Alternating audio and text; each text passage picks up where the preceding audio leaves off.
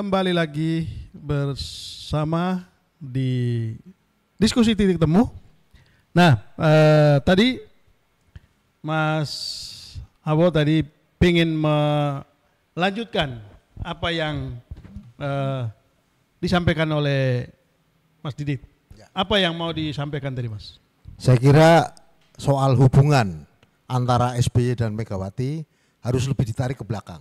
Oh. Hubungan keluarga besar Bung Karno dengan keluarga besar Sarwo Edi Wibowo. Sampai sejauh itu kah? Ya saya kira harus. Karena jangan lupa ya, sebelum SBY menjadi presiden, ya kan, saat Megawati menjadi wakil presiden, itu kan kita tahu siapa Sarwo Edi. Sarwo Edi adalah tangan kanan Soeharto. Ya. Tapi ketika Megawati dilantik menjadi presiden, dia dengan susah payah mencari anaknya Sarwo Edi, orang yang dianggap tangan kanannya Soeharto ketika tragedi 65 untuk melakukan pemberantasan macam-macam. Waktu itu dia komandan RPKAD, ya kan. Tapi setelah itu Megawati dengan besar hati mencari anaknya Sarwo Edi. Meskipun dia tahu ada menantunya Sarwo Edi namanya SBY sebagai salah satu menteri di kabinet dia dan Gus Dur. Nah, kemudian dia dilantiklah seorang yang bernama Pramono Edi Wibowo, anak laki-laki Sarwo Edi yang dalam psikologi politik mungkin harus dihadap-hadapkan dengan keluarga Bung Karno. Tapi oleh Megawati dijadikan adudan dan ending jabatannya adalah dia sebagai Kasat bintang 4. Saya kira itu. Oh gitu ya. Nah, kalau ditarik begitu kan berarti sudah jauh-jauh hari Ibu Mega sudah melakukan konsolidasi dong? Sudah. Saya kira mungkin karena rasa hatinya belum pas, mungkin yang pas melaksanakan adalah sekarang anaknya. Kalau dulu Bung Karno dengan Pak Sarwo mungkin agak jauh kan, itu kan. Sampai tidak ada komunikasi segala macam. Megawati dan SBY sempat tidak ada komunikasi. Mungkin komunikasi baiknya sekarang pada generasi keempatnya itu kan. Pada Puan dan AHY. Saya kira mungkin saja dalam politik dan rekonsiliasi nasional, saya kira nggak ada masalah itu baik-baik aja. Oh, tapi kalau urusan mimpi ini kan ini bukan urusan rekonsiliasi nasional saya kira. Ini Ya. lebih ke rekonsiliasi untuk mewujudkan satu kereta bersama atau tidak kan? Kan lebih ke situ. Bisa begitu juga. Bisa begitu ya. Begitu juga. Jadi saya kira ini bukan hal yang baru. Dan saya kira melihat perjalanan dua keluarga besar itu, saya kira rekonsiliasi satu kereta itu menurut saya probabilitasnya menjadi lebih besar. Pertama, satu pihak sudah menyatakan bermimpi. Kedua, kalau kita tarik dari sejarah ke belakangnya, ternyata juga ada benang merahnya. Saya kira itu. Bung Rai, tadi sudah dijelaskan soal bagaimana menafsir mimpi menurut perspektif budaya Jawa, dan itu sudah diuraikan dengan sangat menarik ya oleh Mas Awo. Lalu kemudian tadi Mas Didit juga sudah memberikan memberikan penjelasan bahwa ya mungkin saja mimpi itu menjadi kenyataan dan antara SBY, Ibu Mega dan Pak Jokowi itu bisa saja berada dalam satu kereta gitu menuju pemilu 2024. Nah, yang ingin saya tanya ke Bung Rai, apa yang akan terjadi jika ketiganya ini berada dalam satu kereta? Satu putaran. Apa yang satu putaran? Pilpresnya. Oh, pilpresnya satu putaran. Satu putaran. Kok Anda begitu pede? Pertama karena relatif sekarang Ganjar ini kan mulai rebound ya.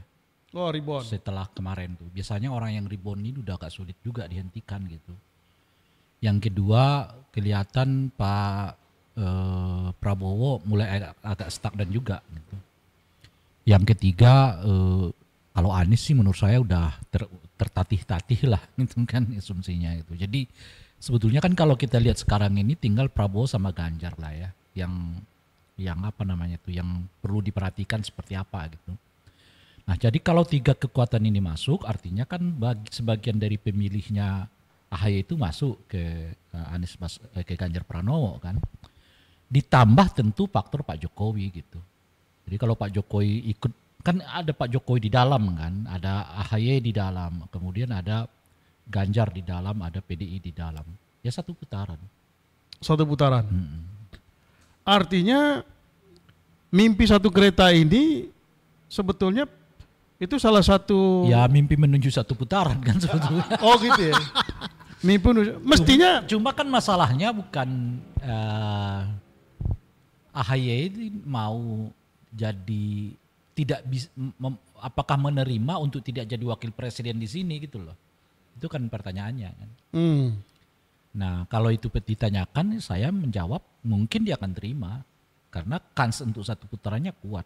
Artinya kan udah ada 4 modal kan. Modal pertama Ganjar dan Pranowo dan PDI, kedua AHY dan Demokrat, yang ketiga adalah Pak Jokowi sendiri gitu ya, modal mereka gitu.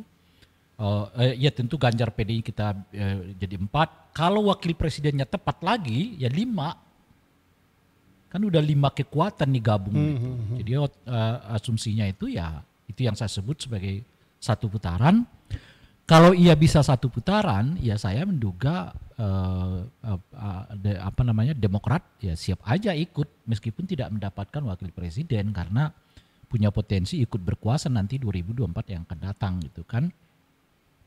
Tentu ini semua terjadi bila mana koalisi perubahan itu tidak memberi tempat yang layak menurut ukuran Demokrat di situ gitu. Nah bacaan saya sih Demokrat merasa bahwa ukuran yang layak bagi mereka di koalisi perubahan itu adalah wakil presiden. Jadi kalau ternyata tidak mendapatkan posisi itu, ya mereka akan pindah ke koalisi yang lain. Begitu masuk ke koalisi Ganjar Pranowo alias PDI Perjuangan dan partai-partai yang lain itu, ya saya kira target wakil presiden itu juga bukan menjadi acuan mereka lagi gitu.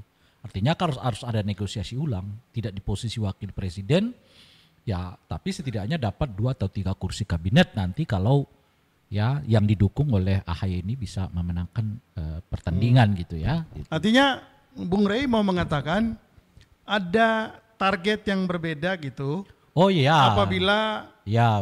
Demokrat ini bergabung di koalisi perubahan dan akan berubah targetnya apabila mereka bergabung di beda tempat beda target lah. Oh, beda tempat beda target. Beda tempat beda target.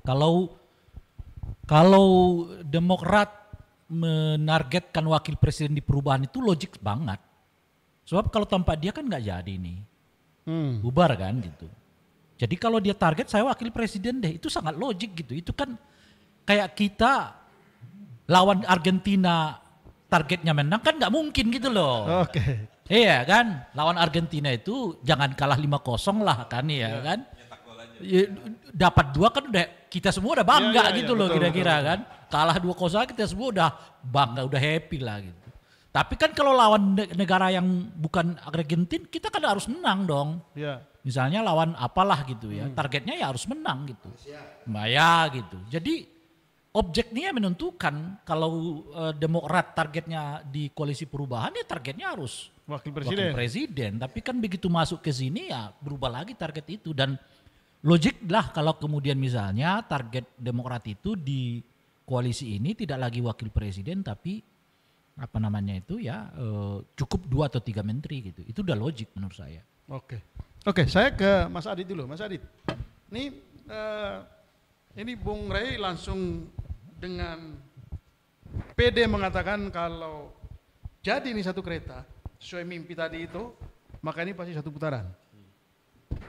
Dan target Demokrat kalau ke perubahan jadi wakil itu harga mati.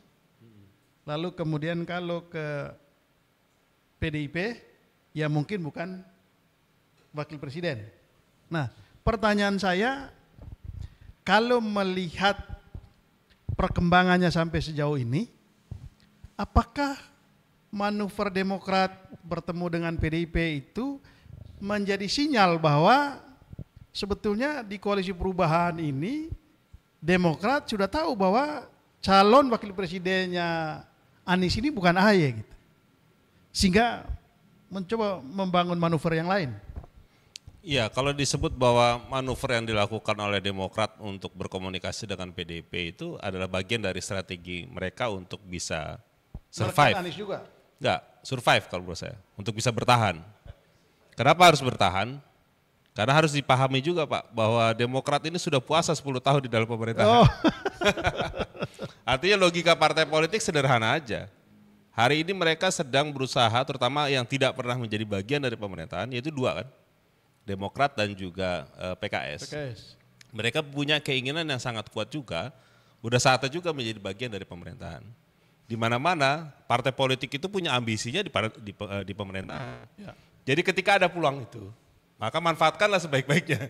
Itu saja yang saya pahami, bahwa ketika peluang dengan PDIP itu terbuka dan dibuka juga untuk masuk di dalam konteks itu, maka manfaatkan untuk itu. Sehingga mereka akan punya ruang untuk bisa mendapatkan itu. Berarti kan bisa juga dibaca sebaliknya. Bahwa dengan Anies mereka tidak melihat ada peluang untuk menang dong. Bisa jadi demikian, karena tentu setiap partai politik di Bang Sabas, itu mereka sudah punya banyak prediksi-prediksi yang sudah disiapkan oleh mereka, oleh tim surveinya ya, tim konsultan politiknya gitu ya. Jadi mereka sudah punya banyak hitungan-hitungan dan melihat bahwa bisa jadi tidak ada progresif yang atau momentum yang cukup kuat gitu ya untuk mendorong Anies ini kemungkinan besar akan jadi sebagai sebuah koalisi yang tadi dikatakan oleh Bang Rey.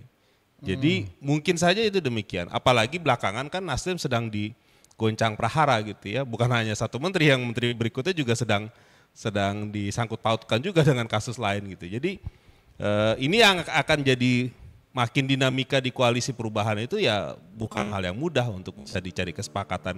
Apalagi ingin mendorong AHY itu sebagai cawapres ya gitu ya. Oke. Ya, kita akan lanjutkan perbincangan kita ini setelah break yang satu ini.